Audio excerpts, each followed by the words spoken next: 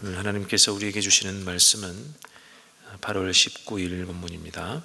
베드로전서 4장 7절부터 11절 말씀.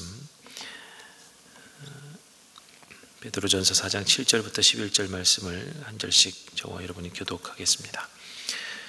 만물의 마지막이 가까이 왔습니다.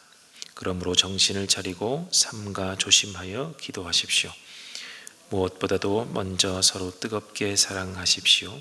사랑은 허다한 죄를 덮어줍니다. 불평 없이 서로 따뜻하게 대접하십시오.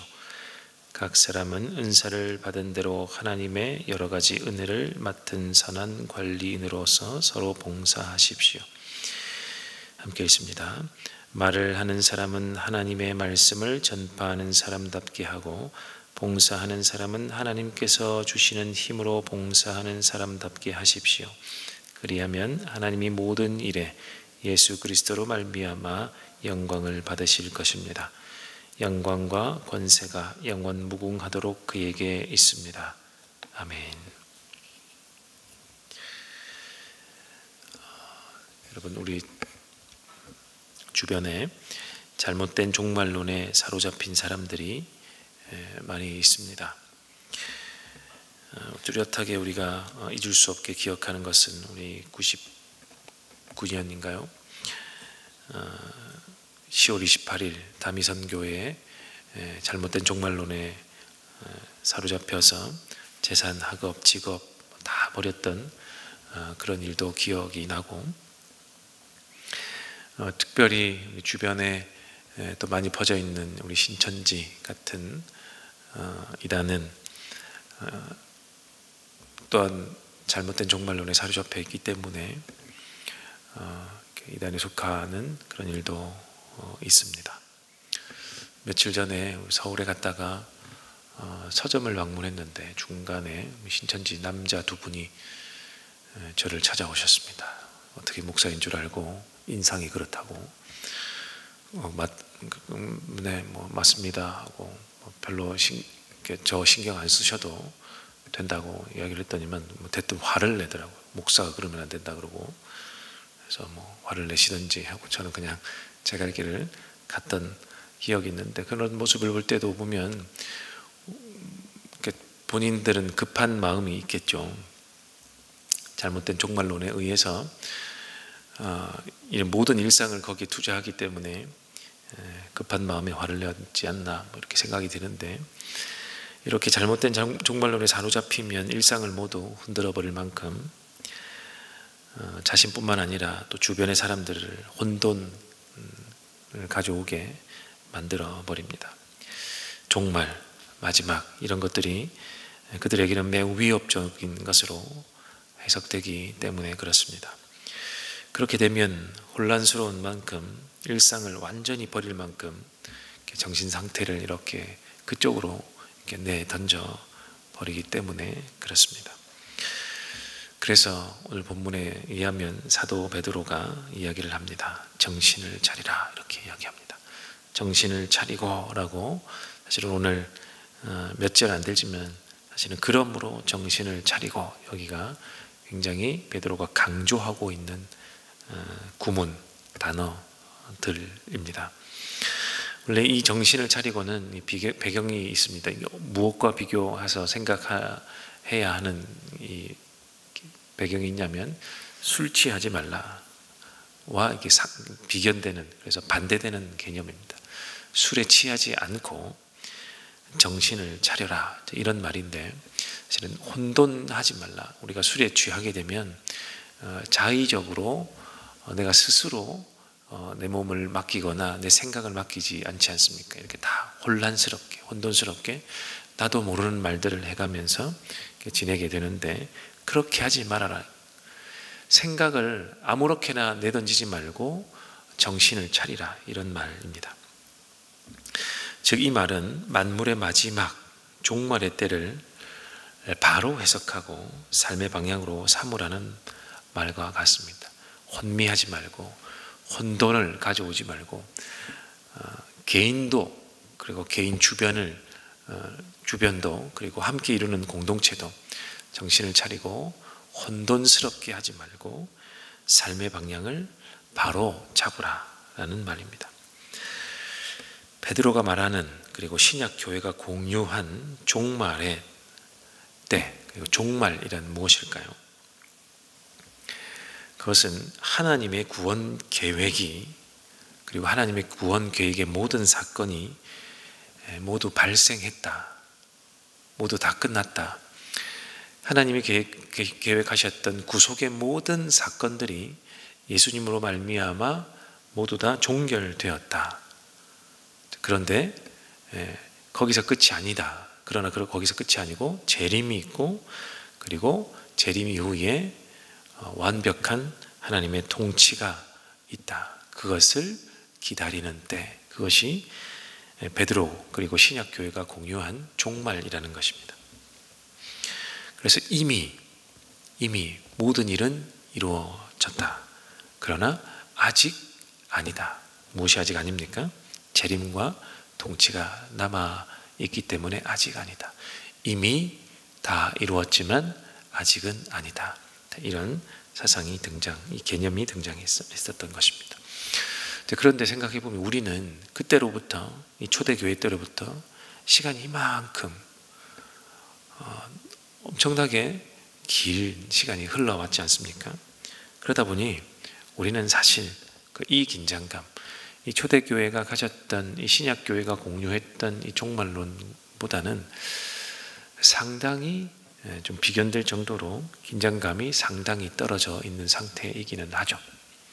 그러나 이때 베드로가 지금 말하는 이때의 성도들은 우리와 비교해 볼 때 그렇지 않겠죠. 긴장감이 상당했었을 것입니다. 왜냐하면 예수님이 떠나신 지 얼마 되지 않았기 때문에.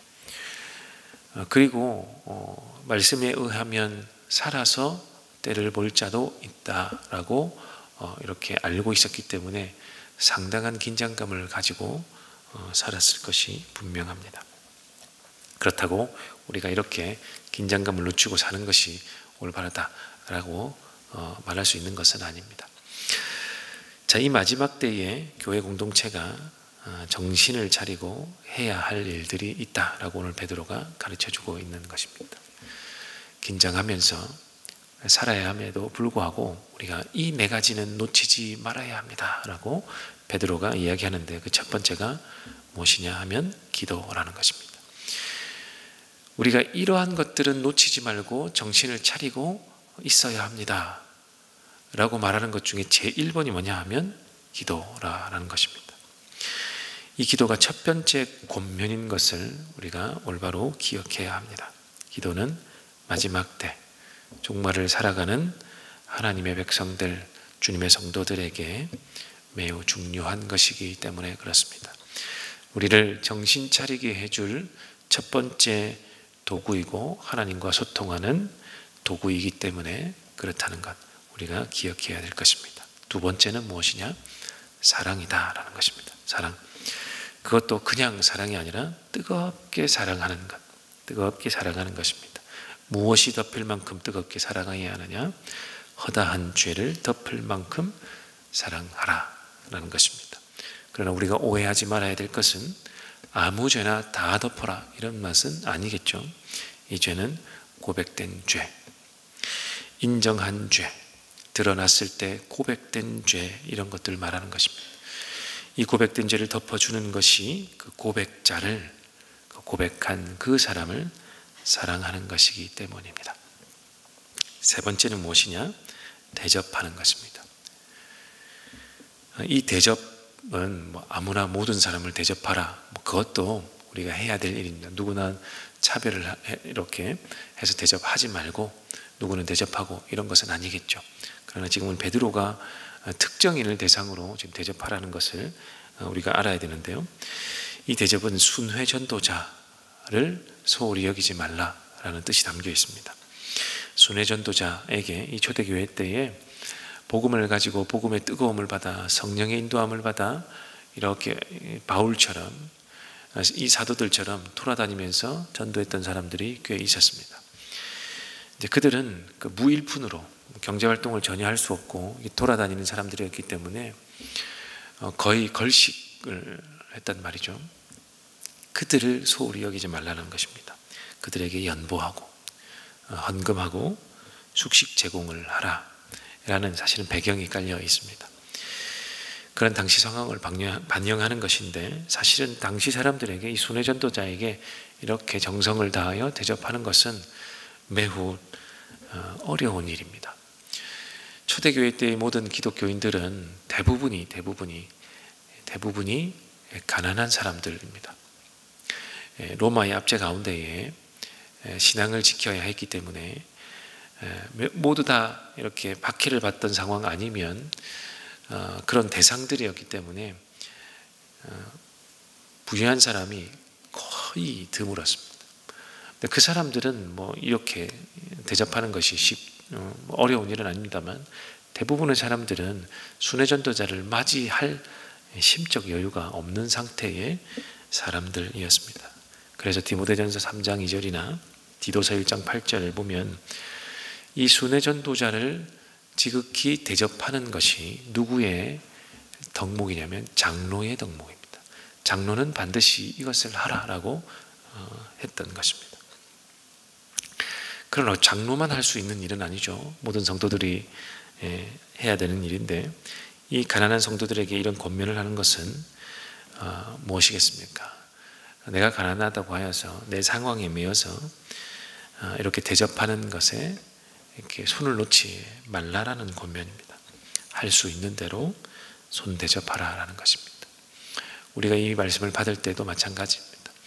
우리의 상황에 매여서 우리가 뭐 너무 가난해서 이런 경우도 있겠지만, 그것보다도 더 많은 상황들에 의해서 내 마음의 심적 여유가 없어서 그런 데 매여서 손 대접하는 것을 소홀하게 여길 때도 있는데, 그렇게 하지 말라라고 우리가 받아야 되겠습니다.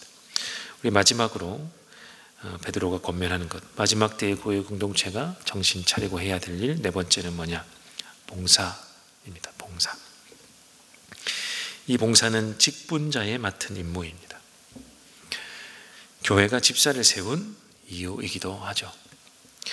그래서 11절을 보면 이 봉사의 직분을 이런 사람도 감당하고 저런 사람도 감당하라고 적혀 있는데, 이 말은 무엇이냐? 교회의 직분을 맡은 사람답게, 직분을 맡았으면 직분을 맡은 사람답게 충실히 하라라는 말입니다.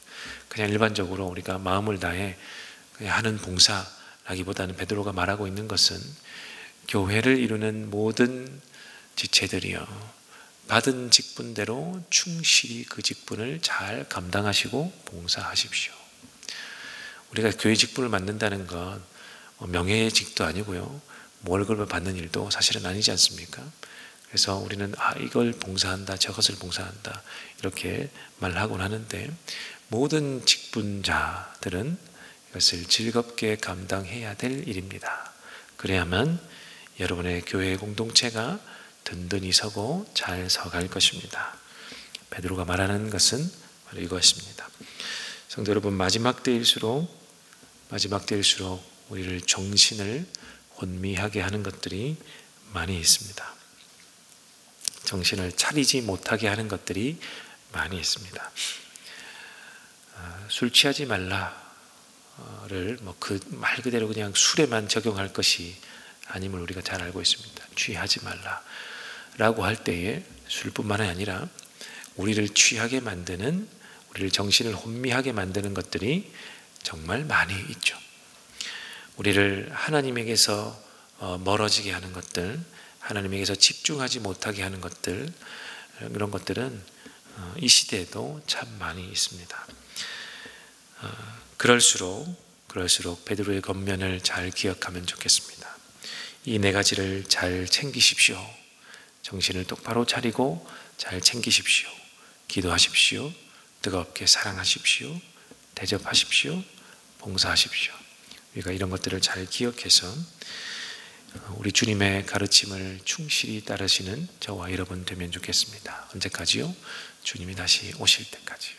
하나님의 통치가 온 세상에 편만하게, 눈에 보일 정도로 편만하게 완성될 그 날까지 우리는 이런 것들을 잘 행함으로, 정신을 혼미케 하지 않음으로, 잘 행함으로 깨어있는 저와 여러분이 되어야 할 줄로 믿습니다.